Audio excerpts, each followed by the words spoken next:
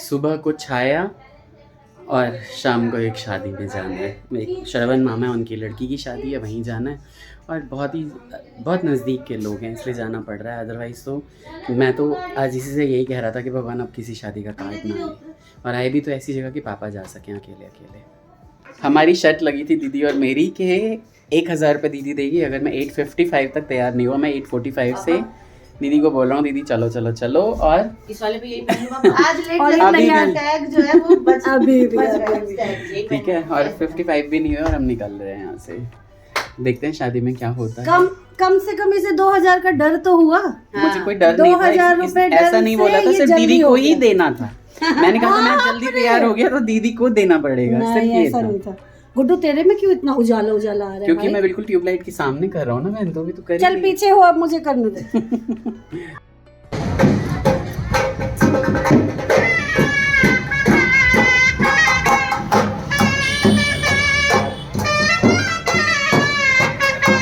शादी के वेन्यू पे आ गए थे। वेन्यू में देखा कि अरेंजमेंट्स तो बहुत ही ज़्यादा धांसू तरीके से कर रखी है।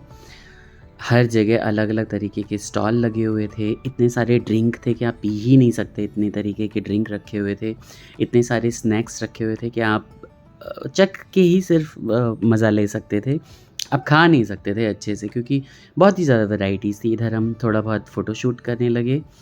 काफ़ी दिनों बाद, करीब 4 महीने बाद तो मैं घर से बाहर निकलने लगा हूँ अब, मम्मी के जाने के बाद। और इधर दूल्हे राजा की एंट्री हो गई थी। भाई स्माइल देख के हम लोगों का मन प्रसन्न हो गया, क्योंकि मुझे ऐसा लगता है कि स्माइल जो होती है ना, वो आपके व्यक्तित्व की सबसे ज़्यादा प्रभावशाली जो है वो चीज़ होती है, कि जिससे कि आप किसी को भी आकर्षित कर सकते हो।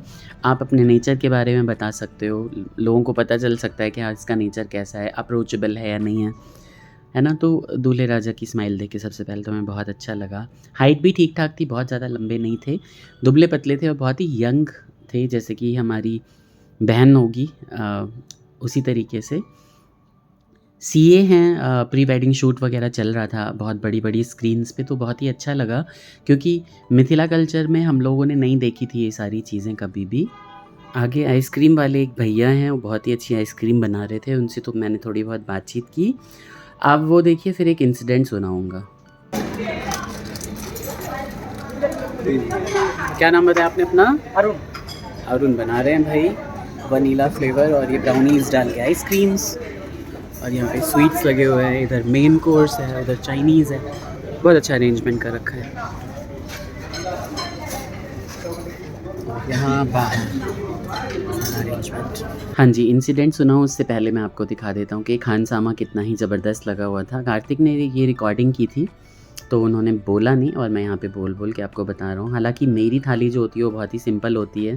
अगर मुझे कहीं दाल मखनी दिख जाए और नान दिख जाए तो मुझे उसके अलावा कोई तीसरी चीज़ लेने की ज़रूरत ही नहीं पड़ती। हाँ, अगर मिक्स वेज है तो मुझे वो भी पसंद है, और साग भी मैं थोड़ा बहुत खा ही लेता हूँ। हालांकि मैंने बाद में चखा था साग, लेकिन शुरू में मैंने सिर्फ दाल ली थी और एक नान और 2 गोभी के टुकड़े रख के, और मैं अपनी थाली सजा के ले आया था, क्योंकि मुझे इससे ज़्यादा कुछ खाने का रहता नहीं है।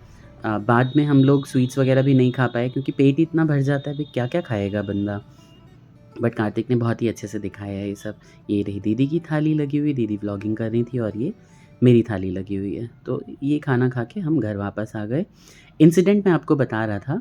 इंसिडेंट ये था कि हालांकि अब तो दुल्हन की एंट्री हो रही है और हम खाना खा रहे थे, कार्तिक बाबू ने फ़ोन ले लिया था और व्लॉगिंग करने लगे थे, मतलब रिकॉर्डिंग करने लगे थे कार्तिक। और इंसिडेंट मैं आपको बताता हूँ कि मैं अपने चाचा की शादी में गया था, छोटे बाबा के छोटे बेटे की शादी में। और चाची हालांकि हमारी बहुत ज़्यादा फ्रैंक हैं, बहुत सुंदर है हमारी चाची। लेकिन जब हम वहाँ गए तो मैंने 12th पास कर रखी थी तब गया था, और वहाँ मुझे रोकने लगे सभी कि नहीं अहाँ अंदर नहीं जा सके छी, फ़ोटो नहीं ला सके छी, बियाह नहीं भेले अखन। तो इस तरह के इंसिडेंट्स मैंने उससे पहले अपने ममेरे भाई की शादी में, जठी एक गांव है जनकपुर के पास जहाँ से मेरी ममेरी भाभी आती हैं, तो मैं उनके पास भी गया था। वो भी ऐसे ही वहाँ के लोग भी करने लगे, लेकिन बाद में जब मेरा नेचर देखते हैं, जब मैं बोल देता हूँ लोगों को, तो फिर लोगों ने मना नहीं किया। चाची की भी मैंने बहुत सुंदर सुंदर फ़ोटोज़ ली थी कुंवारे में ही, और दोनों ही चाचियों की। तो इस तरह से हमारे मिथिला कल्चर में जो है वो रिफॉर्म्स आ रहे हैं धीरे धीरे। पहले बहुत ही ज़्यादा कोई गाजा बाजा कुछ नहीं बजता था। ऐसे शादी तो मैं क्या ही बताऊँ, मतलब बहुत ही इतनी सिंपल शादी होती थी कि मैं बता ही नहीं सकता आपको।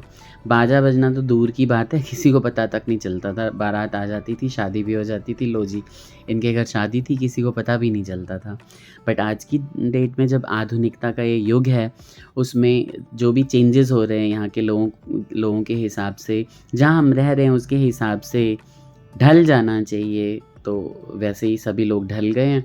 और औरतें भी आजकल कहाँ बहुत ज़्यादा कोई सर पे साड़ी रखती हैं या फिर इस तरीके से, ये तो लोगों ने बोझ ही बना लिया। हालांकि मैं इसके बिल्कुल ही ख़िलाफ़ हूँ, क्योंकि आपको अपने कल्चर को इतना तो फॉलो करना चाहिए कि सर को ढक के रखो, कभी घूंघट ना करो या कुछ ना करो, लेकिन आप अपने सर को ढक के रखो। अगर कोई बड़ा है आपके सामने, तो कोई नहीं है तब तो कोई बात ही नहीं है। बट आजकल जब बड़े ही ऐसा कर रहे हैं तो छोटे लोगों की क्या ही बात है। मैं किसी को क्रिटिसाइज़ नहीं कर रहा हूँ, लेकिन ये चीज़ है कि भाई बड़े लोगों को ही दिखाना चाहिए कि नहीं हम ऐसे हैं, तो आपको भी वैसे रहना चाहिए। जब आप ही नहीं करोगे तो आपकी पीढ़ी तो उसे फॉलो करेगी ही नहीं बिल्कुल भी। तो यहाँ पे भी वही हाल था और हर जगह अब तो यही देखते हैं। हालांकि शादी बहुत ही ज़्यादा सुंदर तरीके से हुई। यहाँ पे वरमाला के लिए दुल्हन आगे आ रही थी और दूल्हे बहुत खुश थे। मैं उस तरफ खड़ा था और इधर की तरफ से कार्तिक या केशव कोई भी रिकॉर्डिंग कर रहे थे। बहुत ही अच्छे माहौल में ये सारा कुछ संपन्न हुआ। जैसे कि हम लोग कई बार देखते हैं कि स्टेज पे लोग चढ़ जाते हैं और पूरा भीड़ बना देते हैं, कोई माहौल ही नहीं बन पाता वहाँ पे, किसी तरीके से बस वरमाला करने की ज़रूरत रहती है। तो ऐसा कुछ नहीं लगा, बहुत अच्छे तरीके से शादी संपन्न हुई। वरमाला का तरीका जैसे आजकल चल रहा है कि भाई नीचे जो है वो धुआं कर दिया जाता है और अपना बहुत सारे इलेक्ट्रॉनिक पटाखे वगैरह और अनार वगैरह फुलझड़ियाँ छुड़ा दी जाती हैं। वो सब चीज़ें आजकल अच्छी हैं। आधुनिकता के युग में ये सब चीज़ें तो चलनी बहुत ही ज़्यादा ज़रूरी है। थोड़ा चमक धमक हो, ये भाई लाइफ टाइम इवेंट होते हैं तो फिर इतना तो बनता है, मुझे ऐसा लगता है। तो बहुत ही ज़्यादा सुंदर लहंगे में हमारी बहन लगेंगी और जीजू ही होंगे, छोटे होंगे काफ़ी मेरे से तो, लेकिन मैं क्या बताऊँ, वही है कि रिश्ते अगर आप पहचानते हो तो ठीक है, नहीं पहचानते हो तो पहचाना हुआ रिश्ता भी कोई वो नहीं होता। तो इसलिए ये रिश्ते तो बहुत ही ख़ास होते हैं हमारे लिए कि कभी भी हम मिलें, कि कितने सालों बाद में मिलें, तो फिर एक नमस्ते भी बहुत ज़्यादा काफ़ी होती है कि हाँ हम एक दूसरे को जानते हैं, हम एक गरिमा है हमारे रिलेशन और अंडरस्टैंडिंग के बीच में। तो यहाँ पे ये देखिए सुंदर से लहंगे में तैयार होके दुल्हन आगे अपना वेट करते हुए, और मुझे लगता है कि फ़ोटोग्राफ़र्स वगैरह जो बोलते हैं वो सारी चीज़ें करते करते और इन सब चीज़ों में थोड़ा देर हो जाती है। आगे मैं दिखाऊंगा कि किस तरीके से यहाँ पे ये वारी फेरी की गई। देखिए ज़रा, बहुत ही अच्छे तरीके से वारी फेरी करके और ये जो है वो पैसे लुटाए गए। तो ये तरीके भी हमारे यहाँ तो कभी भी नहीं थे। इट इज़ जस्ट कि हाँ आजकल ये सब चीज़ें चलन में हैं, तो फिर यहाँ पे भी ये सब चीज़ें हुई। बहुत ही अच्छा लगा, मतलब देख के कि हाँ चलो खुशी के माहौल में जो है ना ये अपना नज़र उतार के और उसके बाद जो है वो बंधन में बंधेंगे, उसके बाद वरमाला जो है वो फेरा जाएगा। तो अच्छी सी शादी यहाँ पे रही। इसके बाद जब ये वरमाला हो गई तो हम इतने सारे लोगों से मिले वहाँ पे, हमारे को सब्सक्राइबर्स भी मिले जो लोग बहुत ही ज़्यादा अटैच फील करते हैं हम लोगों से। और होते कई लोग मिथिला के ही हैं, लेकिन उन्हें पता नहीं होता कि हाँ कौन से रिलेशन में इन्हें खोजा जाए, कौन से रिलेशन में इन्हें ढूंढा जाए। तो कुछ लोग थे जो मैथिल थे, वो मिले, उन्हें मम्मी के बारे में तो सबको पता ही है, तो सब बोल रहे थे कि भाई आपको देख के हमें बहुत दुख लगता है।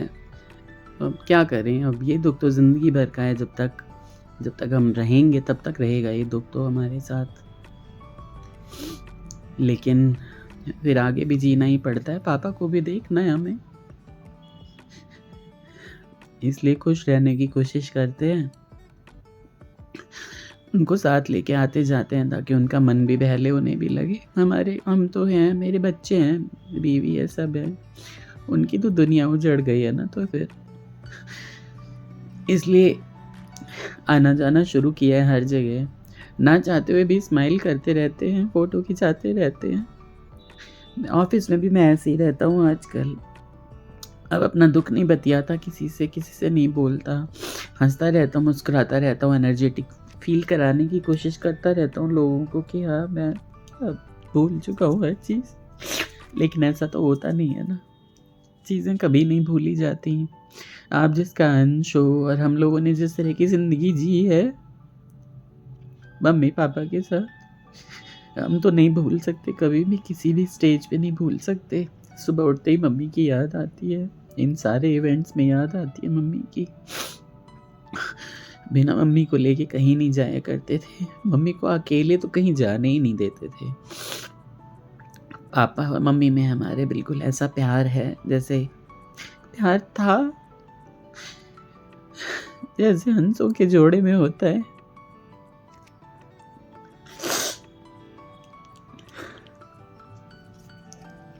बहुत बहुत मुसीबत वाले दिन हैं हमारे लिए। धीरे धीरे देखिए इंटेंसिटी किसी भी चीज़ की कम हो जाती है, इंसान अपनी अपनी ज़िंदगी में लग जाता है। और ऐसे देखिए मैं कहाँ शादी की बात करते करते और कहाँ इस तरह की बातें, क्योंकि सब्सक्राइबर मिले थे कुछ ऐसे, आंखें तो भर ही आती हैं आपकी। आप हमेशा जॉली मूड में नहीं रह सकते जब आपके साथ रिसेंटली 4 महीने कोई दिन ही नहीं होते, 9 महीने तो माँ आपको कोख में रखती है, 4 महीने कोई दिन नहीं होते। बहुत जल्दी हमारी मम्मी छोड़ के चली गई, नहीं तो आज इस इवेंट में भी हमारे साथ जा रही होती। पीछे साक्षी की शादी हुई थी मेरी भतीजी की, उसमें भी जा रही होती। तो ये व्लॉग आपको कैसा लगा बताइएगा। मैंने सिर्फ वॉइस ओवर ही किया है क्योंकि बहुत ही तेज़ तेज़ गाने बज रहे थे और सारी चीज़ें बतानी भी थी आपको, कुछ चीज़ों के बारे में डिस्कस भी करना था। तो ये ब्लॉग आपको कैसा लगा ज़रूर बताइएगा। नए जुड़े को आशीर्वाद दीजिए, अपनी ज़िंदगी में तरक्की करें, जीवन में मस्त रहें, खुश रहें। भाई मैं तो यही मनाता हूँ सबके बारे में, कोई भी हो किसी के बारे में अच्छा ही सुनूं और अच्छा ही सुनते रहें नारायण की कृपा से। आशीर्वाद दीजिए नए जोड़े को। बहुत ज़्यादा जो है हम बातचीत नहीं करते हैं, कभी भी मिलते हैं तभी बातचीत करते हैं। पापा के दूर के रिश्ते के साले हैं तो उसके हिसाब से हमारे मामा लगते हैं, श्रवण मामा।